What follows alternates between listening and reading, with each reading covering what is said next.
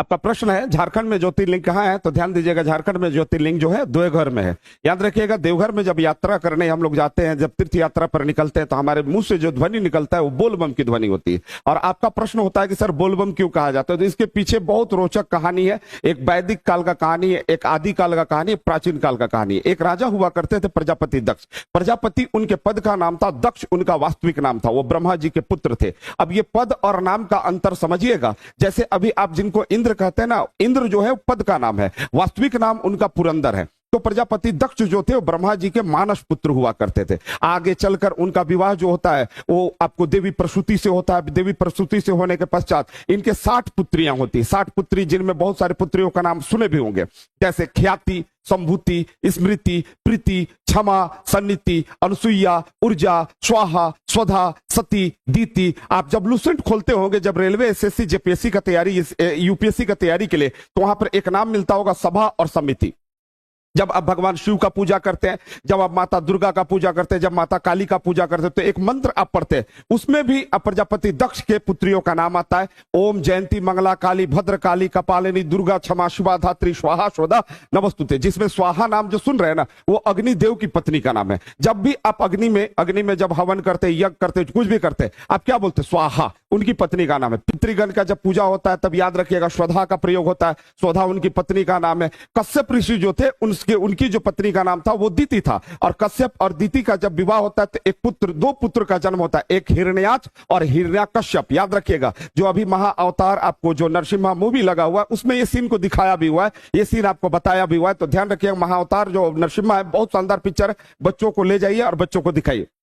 भाई कश्यप ऋषि के नाम से उसका नाम हिरण्याकश्यप होता है। जो राजा दक्ष है उनकी 27 पुत्रियों का जो विवाह होता है वो चंद्रमा से होता है। बाद में चलकर उनका नाम नक्षत्रों के नाम पर हो जाता है। याद रखिएगा उनकी जो सबसे छोटी पुत्री थी उन्हीं का नाम सती था। और उनका विवाह जो होता है भगवान शिव के साथ होता है। और ये जो विवाह होता है ये प्रजापति दक्ष के विरुद्ध जाकर होता है। अब प्रजापति दक्ष जो है भगवान शिव का विरोध क्यों करते थे, उसका कारण था। एक समय का बात है जो ब्रह्मा जी और शिव जी के बीच में कुछ बातों को लेकर झगड़ा होता है। झगड़ा और विवाद इतना बढ़ जाता है कि ब्रह्मा जी का 5 सिर होता है। एक सिर जो है वो अहंकार का प्रतीक हो जाता है। भगवान शिव जो है एक सिर को उनका काट देते हैं। और जब काट देते हैं तो इसी बात से क्रोधित हो जाते हैं उनके मानस पुत्र दक्ष और कहते हैं जो मेरे पिता को नहीं मानता हम उनका पूजा नहीं करेंगे। और विवाद यहीं पर शुरू हुआ था। और बाद में चलकर जो देवी सती है, जो माता सती है, उनका विवाह प्रेम विवाह हो जाता है भगवान शिव के साथ। सारा कुछ ठीक ठाक चलते हुए रहता है, आगे चलता है, समय बीतता जाता है। एक बार क्या होता है, धर्म की व्याख्या का आयोजन होता है। प्रजापति दक्ष जो होते हैं इसके ऑर्गेनाइजर होते हैं, वही सर्वश्रेष्ठ थे। प्रजापति दक्ष जो है ना उस समय के इंद्र हुआ करते थे। मतलब वो जो बोलते वही करना होता था, मतलब हेड ऑफ द डिपार्टमेंट, जिस तरह से अभी इंद्र है।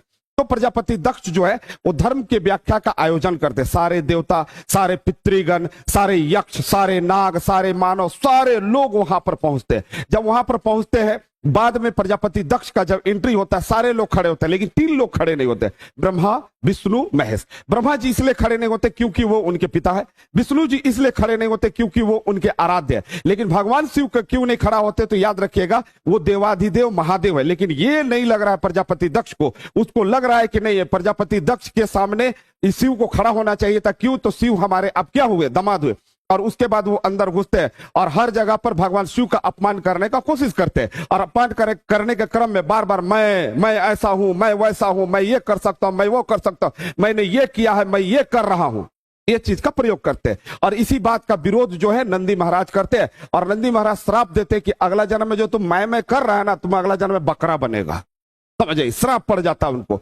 दोनों के बीच में विवाद होता है। भगवान शिव धर्म की व्याख्या होती है। सारे लोग अपने अपने स्थान पर चले जाते हैं। समय आगे जाता है, समय चलते रहता है। भगवान शिव और माता सती का जीवन यापन बहुत आराम से चलते हुए रहता है। उसी क्रम में माता सती के मन में एक कौतूहल आता है। बोलती है माता सती कि सब कोई तो आपका तपस्या करता है, आप किसका तपस्या करते हैं महादेव, आप तो देवाधिदेव देव महादेव हैं। तब महादेव कहते हैं भगवान राम का तपस्या करते। तो पूछती है ये भगवान श्री राम है कौन, तो बताते हैं कि आने वाले समय में भगवान विष्णु का एक अवतार होगा और वो राम जी का अवतार लेंगे। और माता लक्ष्मी जो है देवी सीता का अवतार लेंगी और जो शेषनाग है वो लक्ष्मण जी का अवतार लेंगे और तीनों का क्रम आगे चलेगा, चलते रहेगा। उसी क्रम में माता सीता का अपहरण होगा और भगवान राम उनको ढूंढेंगे। तो पूछती कहानी में आप कहां तक पहुंचे? तो बोलते राम भगवान अभी सीता माता को रामेश्वरम जो है तब समुद्र के तट के किनारे ढूंढ रहे हैं। तो बोलते ठीक है, हम उनका परीक्षा लेना चाहते हैं कि आप जिनको भगवान मार रहे एक्चुअली में भगवान है भी या नहीं।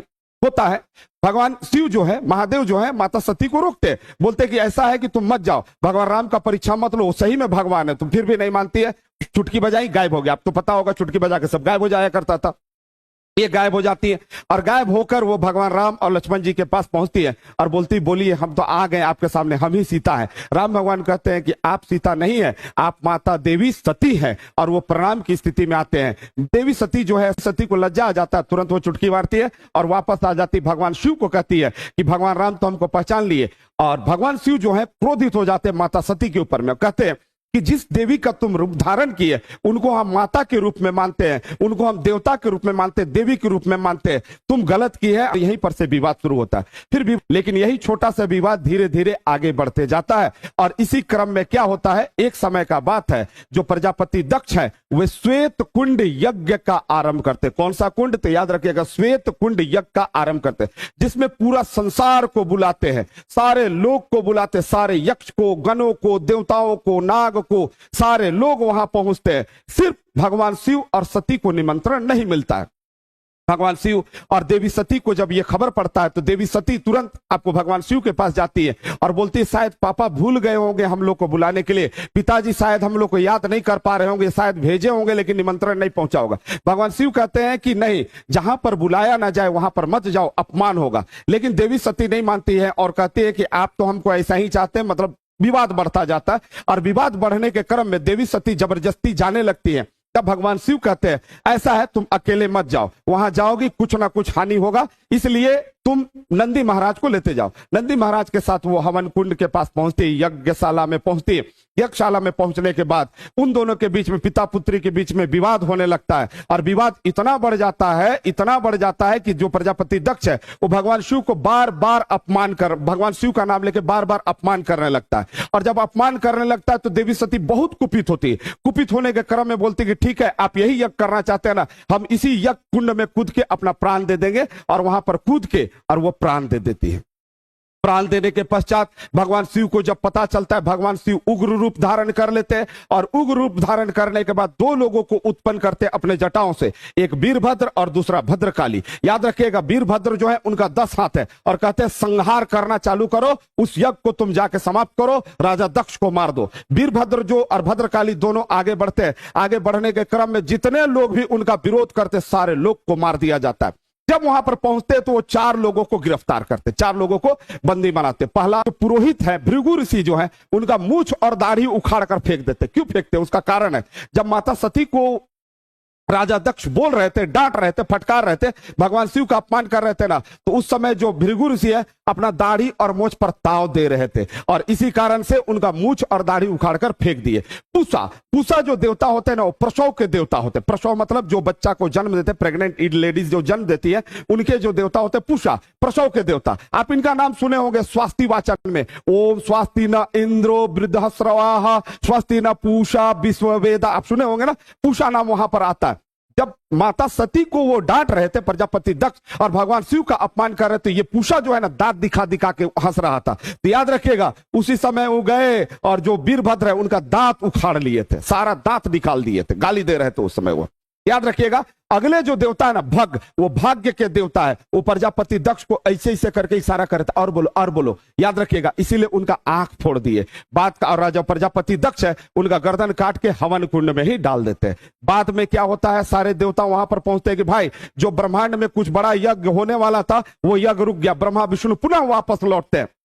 वापस लौटने के पश्चात भगवान शिव का आगमन होता है। सती माता को ढूंढते ढूंढते वो वहां पर आते हैं। भगवान शिव का आगमन होता है। सारे लोग हाथ जोड़ते और विनती करते हैं कि भगवान ऐसा है, ये जो यज्ञ हो रहा था ना, पूरे ब्रह्मांड का कल्याण के हो रहा था, पूरे मानव समाज के कल्याण के लिए हो रहा था, पूरा विश्व के कल्याण के हो रहा था, पूरा देवताओं के कल्याण के लिए हो रहा था, इसलिए यज्ञ होना चाहिए। तो भगवान शिव कहते हैं कि क्या किया जाए? तो कहते हैं, सबको निवेदन करते हैं कि जो प्रजापति दक्ष है ना, उनको आप जिंदा कर दीजिए। तो बोलते ठीक है, उनको हम जिंदा करेंगे, लेकिन इनका तो मुंडी अब है नहीं, तो क्या किया जाए? तो भगवान शिव कहते बकरा का गर्दन लाओ। ये अगला जन्म में बकरा नहीं बनेगा, इसी जन्म में बकरा बनेगा।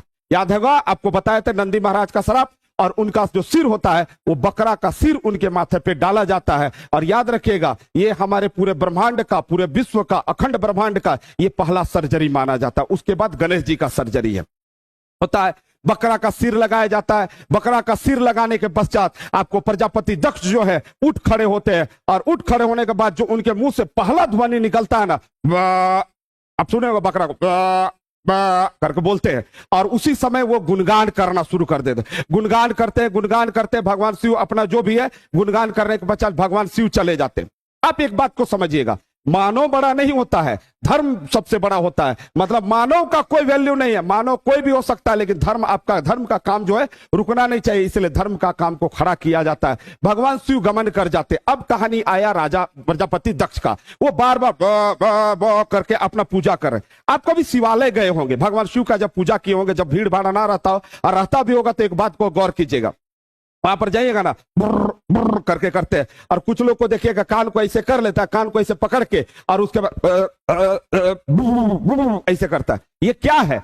हम बकरा का स्वरूप बनाते हैं, और बकरा का स्वरूप जब देखिएगा, बकरा को ये कान हो जाता है दोनों, और मुंडी को ऐसे करके हिलाता है, करते हैं। ये क्यों करते हैं? क्योंकि उनके सामने अब प्रजापति दक्ष और अहंकार का स्वरूप समाप्त हुआ। वो स्वरूप को धारण करके कि हम भी अहंकारी नहीं भगवान, और आपके सामने हम बकरा का स्वरूप आए, जो हमको देना है एकदम भर के दीजिए, आप भोले भंडारी। और ये जो सुने ना, इसी से बम की ध्वनि निकली है, और आगे चल के यही बम की जो ध्वनि है उसी को कहा गया बीज मंत्र। भगवान शिव का ये बीज मंत्र है, जिसको हम लोग लिख लेते हैं बोल बम। और इसीलिए हम लोग हर जगह पर जब भी शिवालय पहुंचते हैं तो बम की ध्वनि का उच्चारण करते हैं। अगर बम की ध्वनि का उच्चारण नहीं करते तो कान को इसे पकड़ करते हैं। यही कारण है कि बोल बम का नारा और बोल बम का जयकारा हर जगह पर होता है। तो प्रेम से बोलिए बोल बम।